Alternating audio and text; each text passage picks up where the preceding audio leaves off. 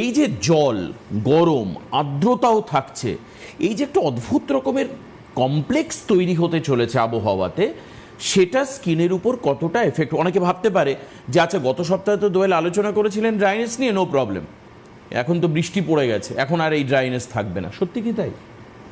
দেখো, প্রথমেই বলে রাখি যে আগের সপ্তাহতেই বুধবারেই তোমার সাথে এই টপিকটা নিয়ে আলোচনা করেছিলাম। তার একটু হিন্টস দিয়ে দিই, যারা দেখেনি বা যারা আজকে নতুন দেখছে, কিছু পয়েন্টস আমি বলেছিলাম, বাকি কিছু দিয়ে আজকে এই টপিকটা আমি কমপ্লিট করব, তার জন্যই রেখেছি।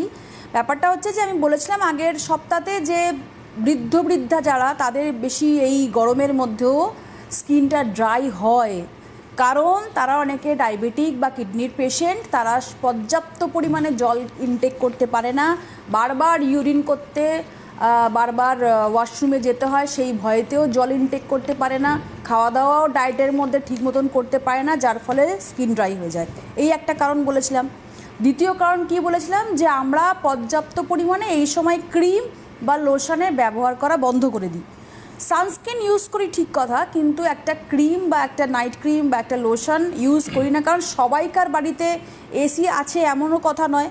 আমরা এই গরমের মধ্যে দরদর করে ঘামছি, আমি বলেছিলাম বারবার করে এই কথাটা, যে আমাদের এমনি মনে হচ্ছে এত তেল তেল হয়ে যাচ্ছে স্কিন, সেজন্য ওপরিভাগ থেকে আমাদের কোনো ক্রিম বা কোনো লোশন ব্যবহার করার দরকার নেই। এটাও একটা ভুল, কারণ আমাদের স্কিনের মধ্যে যতই আমরা ঘামছি, মুখটাকে মুছে নেওয়ার পরে আমরা স্কিনটা ফ্যাকাশে হয়ে যাচ্ছে, আমাদের শরীর থেকে নুন জল বেরিয়ে গিয়ে আমার স্কিনটা ড্রাই হয়ে যাচ্ছে। এই কথাগুলো আলোচনা করেছিলাম।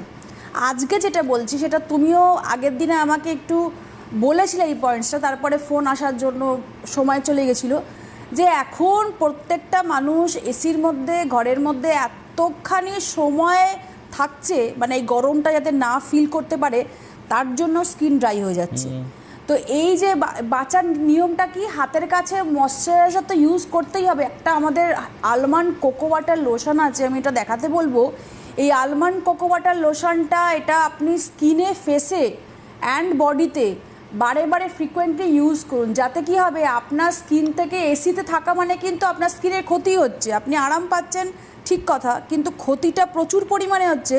কারণ এই যে প্রথমেও বললো যে আমাদের যে সিজন চেঞ্জ হচ্ছে, এই বর্ষাকাল ঢুকবে, এই গরমকাল যাচ্ছে, আবার শীতকাল আসবে, এটাই যে ঠান্ডা গরম, আপনি নিজেই দেখুন না, যে আপনি একটা ঠান্ডা রুমে রয়েছেন, আপনি যেই দরজাটা খুলে বাইরে যাচ্ছেন, হেল অ্যান্ড হেভেন ডিফারেন্স আপনি নিজে বুঝতে পারছেন। এটা কিন্তু আপনি যেরকম শরীরে ফিল করছেন, তেমনি আপনার স্কিনও কিন্তু ফিল করছে।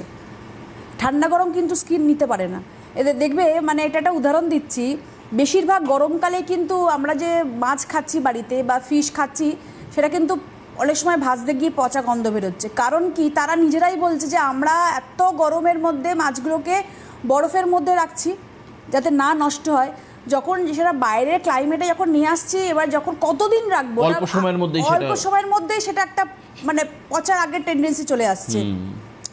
এইটা আমাদের স্কিনের ক্ষেত্রেও হচ্ছে। আমাদের স্কিন কি হয়ে যাচ্ছে, স্কিনের মধ্যে এত ঘাম বেরোচ্ছে, প্লাস আপনি ওপর থেকে গরমটাকে নির্বাহ করার জন্য আপনি বরফ ইউজ করছেন, আপনি প্যাক ইউজ করছেন, আপনি মাসাজ করছেন, যতই করছেন, রোদের তাপে আপনাকে ডেলি বেরোতেই হচ্ছে। এবার রোদের তাপে বেরোলেই যত আপনি সারাদিনে পরিচর্যা করছেন সব মাটি হয়ে যাচ্ছে। মানে রাস্তায় তো আর এসি নেই, মানে যখন একটা অনগোয়িং ম্যান, সানরাইজের ফলে যে কি পরিমাণ আমাদের স্কিনে এই সময়টা, দেখো আমরা যখন ছোট ছিলাম তখন কিন্তু এই জ্বালা পোড়া গরম ছিল না, আমরা গরমকাল পেরিয়ে এসেছি, কিন্তু আমাদের একটু গা ধুয়ে নিলে সন্ধেবেলা বা একটু ওয়াশ করে নিলে আমরা অল ওকে, মানে একটা সুদিং কুলিং এফেক্ট পেতাম।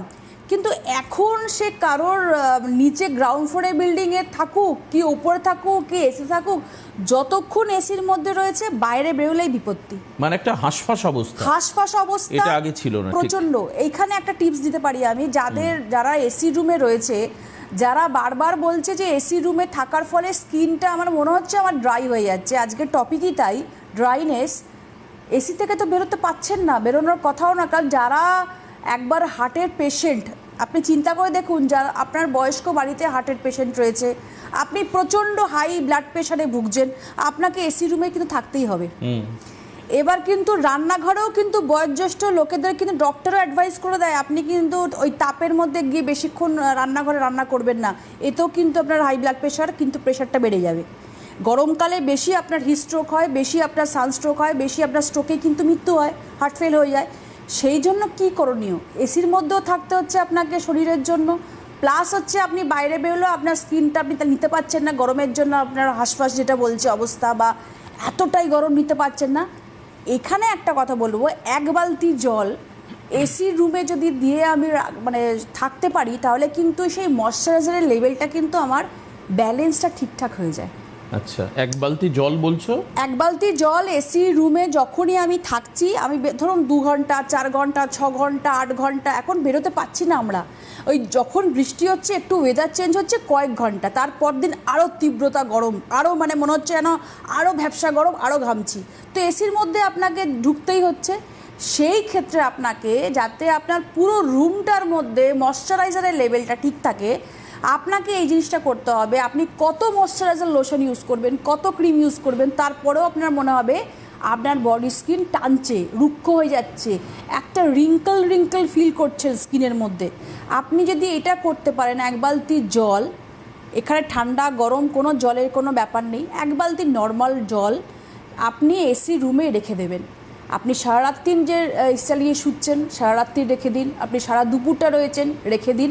তাতে কী হবে, আপনি দেখবেন যতক্ষণ আপনি এসি রুমে রয়েছেন, তারপরে যে আপনি ফিলটা করছেন, আপনার ড্রাই লাগছে, আপনার বেশি ঘাম হচ্ছে, আপনার মনে হচ্ছে স্কিনের মধ্যে একটা রুক্ষতা, শুষ্কতা, সেই জিনিসটা কেটে যাবে।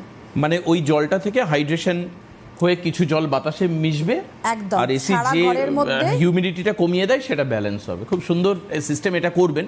কিন্তু এর পরেও কিন্তু আপনাদের প্রিকশন নেওয়া দরকার এই ড্রাইনেসকে অ্যাভয়েড করবার জন্য। আসুন এবার প্রত্যেক দিনের মতো আমার তো আশা থাকবেই, আপনারা ফোন করুন, কারণ আমি চাই যে এই যে beauty journey, it's a journey, এই জার্নিতে আপনারা অংশগ্রহণ করুন।